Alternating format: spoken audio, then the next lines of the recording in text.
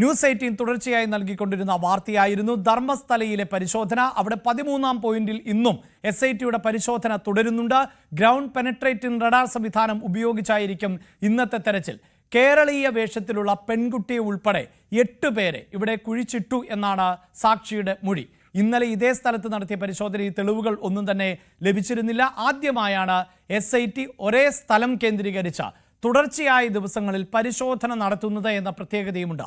KV Baiju ആണ് വിശദാംശങ്ങളുമായി ചേരുന്നത്. ബൈജു, തീർച്ചയായും ഈ ശുചീകരണ തൊഴിലാളിയുടെ പ്രതികരണവും നിലപാടുമൊക്കെ അനുസരിച്ചായിരിക്കുമല്ലോ പരിശോധന പുരോഗമിക്കുന്നത്. അപ്പോൾ ഇന്നലെ കാര്യമായി ഈ പ്രദേശത്ത് നിന്നൊന്നും കണ്ടെത്തിയില്ല എന്ന് പറയുമ്പോഴും ശുചീകരണ തൊഴിലാളി തൻ്റെ വാദത്തിൽ ഉറച്ചു നിൽക്കുകയായിരിക്കുമല്ലേ? അതുകൊണ്ട് തന്നെ ആയിരിക്കുമോ ഈ പ്രദേശത്ത് വീണ്ടും പരിശോധന നടത്തുന്നത്?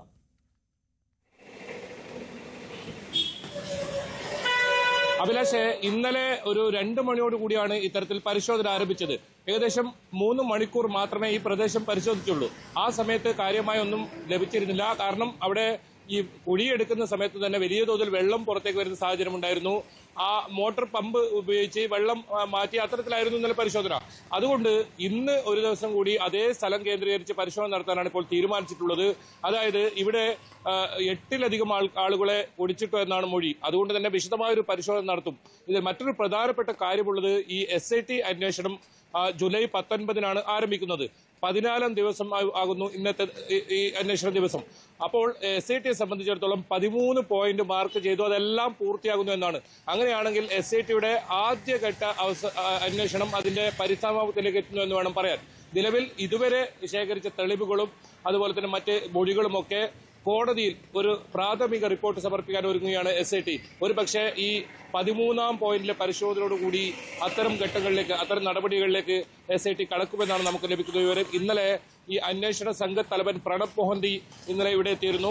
നേരിട്ടെത്തി ഉദ്യോഗസ്ഥരുമായി സംസാരിച്ചിരുന്നു. ഇനി തുടർ പരിപാടികൾ ഏത് രീതിയിലാണ് ഇനി മുന്നോട്ട് കൊണ്ടുപോകുന്നത് സംബന്ധിച്ച തീരുമാനം ആലോചനാ യോഗമുണ്ടായിരുന്നു. ഏതായാലും ഇന്നത്തെ പരിശോധന SITയെ സംബന്ധിച്ചിടത്തോളം വളരെ നിർണായകമാണ്. ഇന്ന് ലഭിക്കുന്ന തെളിവുകൾ അനുസരിച്ചായിരിക്കും ഈ അന്വേഷണത്തിന്റെ മറ്റ് കാര്യങ്ങളിൽ ഒരു തീരുമാനമുണ്ടാകുക. ഏതായാലും റഡാർ ഉപയോഗിച്ചുള്ള പരിശോധന ഇന്നും 13ാം പോയിന്റിൽ തുടരുന്നു. 13ാം പോയിന്റിനെ സംബന്ധിച്ചിടത്തോളം ഈ ശുചീകരണ തൊഴിലാളി ചൂണ്ടിക്കാട്ടിയത് ഏറ്റവും കൂടുതൽ പ്രത്യേകതയുള്ളതാണ്. കാരണം നേരത്തെ അഭിലാഷ് സൂചിപ്പിച്ചതുപോലെ തന്നെ കേരളീയ വേഷത്തിൽ ഉള്ള ഒരു പെൺകുട്ടിയെ ഉൾപ്പെടെ 8 പേരെയാണ് ഇവിടെ സംസ്കരിച്ചു എന്ന് പറയുന്നത്. അതുകൊണ്ട് തന്നെ വിശദമായ ഒരു പരിശോധന നടത്തുന്നു. ഇന്നലെ 4 മണിക്കൂറോളം മാത്രം പരിശോധന നടത്തി. അതിനിടയിൽ ഈ മോട്ടോർ പമ്പ് കേടായതിനെ തുടർന്ന് 1 മണിക്കൂറോളം ഇത് തടസ്സപ്പെട്ടു. അങ്ങനെയൊക്കെ സാഹചര്യം ഉണ്ടായതുകൊണ്ടാണ് ഇന്നുകൂടെ അവിടെ വിശദമായ ഒരു പരിശോധന നടത്താൻ തീരുമാനിച്ചിരിക്കുന്നത്. നേരത്തെ എല്ലാ സ്ഥലങ്ങളിലും ഓരോ ദിവസം മാത്രമായിരുന്നു പരിശോധനയെങ്കിൽ ഇത് 2ാം ദിവസം ഒരേ പോയിന്റ് കേന്ദ്രീകരിച്ച് നടക്കുന്നു.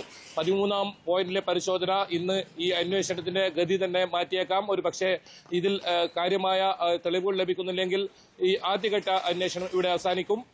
തുടർന്ന് കോടതിയുടെ നിർദ്ദേശം, കോടതി എന്താണോ നിർദ്ദേശം നൽകുന്നത് അതനുസരിച്ചായിരിക്കും ഇനി മുന്നോട്ട് പോവുക. എന്നാലും ഈ വിഷയം ഇപ്പോൾ കർണാടക നിയമസഭ ഇപ്പോൾ നടക്കുന്ന സമയമാണ്. ഇന്നലെ നിയമസഭയുടെ ആദ്യ ദിവസമായിരുന്നു. ഇത്തരത്തിൽ BJP അംഗം ധർമ്മസ്ഥലയിൽ എത്ര കുഴികൾ എടുക്കുന്നു, 100 കുഴികൾ എടുക്കാനാണോ ഉദ്ദേശിക്കുന്നത് എന്നൊരു ചോദ്യം ഉന്നയിച്ചിരുന്നു. അതിന് ആഭ്യന്തരമന്ത്രി G. പരമേശ്വരൻ വ്യക്തമാക്കിയിരിക്കുന്നത് അതിൽ തീരുമാനമൊന്നും എടുത്തിട്ടില്ല. ഈ SITക്കാണ് അതിനെ അന്വേഷണ ചുമതലയുള്ളത്. അവർ തന്നെ അതിൽ തീരുമാനമെടുക്കും. അന്വേഷണം അവസാനിപ്പിക്കുന്നത് സംബന്ധിച്ച് ഒരു തീരുമാനം എടുത്തിട്ടില്ല എന്ന് അദ്ദേഹം ഈ നിയമസഭയിൽ പറയുന്ന സാഹചര്യങ്ങളുണ്ടായിരുന്നു. അതായത് വലിയ പ്രതിരോധം ഉണ്ടായിട്ടും ഈ SIT അന്വേഷണം ഊർജിതമായി മുന്നോട്ട് പോകുന്നു എന്ന് വേണം പറയാൻ. കാരണം GPR പോലുള്ള സംവിധാനങ്ങൾ ഇവിടെ എത്തിച്ച് പരിശോധന നടത്തുന്നു. വലിയ തോതിൽ ഈ ക്ഷേത്ര ഭൂമിയിലടക്കം പരിശോധന നടത്തുന്ന സാഹചര്യമുണ്ട്. എന്നാലും ഇന്നും റഡാർ ഉപയോഗിച്ച് 1ഓ 2ഓ പോയിന്റുകൾ പരിശോധന നടത്തും. SITയെ സംബന്ധിച്ചിടത്തോളം വളരെ പ്രധാനപ്പെട്ട ഒരു നീക്കം ഇനി ഉണ്ടാകും. ഇതിൽ ഇന്ന് കാര്യമായ തെളിവുകൾ ലഭിച്ചില്ലെങ്കിൽ ഉടൻ തന്നെ കോടതിയിൽ ഒരു റിപ്പോർട്ട് സമർപ്പിക്കും. ഏതായാലും ശുചീകരണ തൊഴിലാളി ചൂണ്ടിക്കാട്ടുന്ന കൃത്യം ഇടം കേന്ദ്രീകരിച്ചായിരുന്നു ഇന്നലെയും തെരച്ചിൽ നടത്തിയ ദൃശ്യങ്ങൾ, തത്സമയ ദൃശ്യങ്ങൾ ന്യൂസ് 18 സംപ്രേഷണം ചെയ്തതാണ്. അതുപോലെ തന്നെ ഇന്നും ഇവിടെ നിന്നുള്ള തത്സമയ ദൃശ്യങ്ങൾ ഉണ്ടാകും.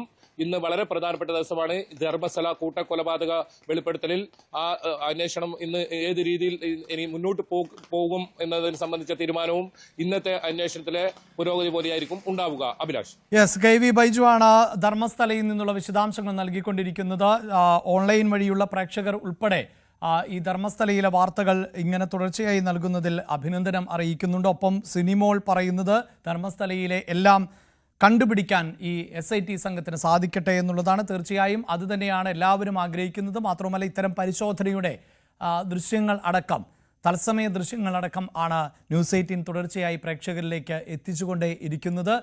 KV ബൈജു ആണ് അവിടെ നിന്നുള്ള വാർത്തയുടെ വിശദാംശങ്ങൾ നൽകിയത്.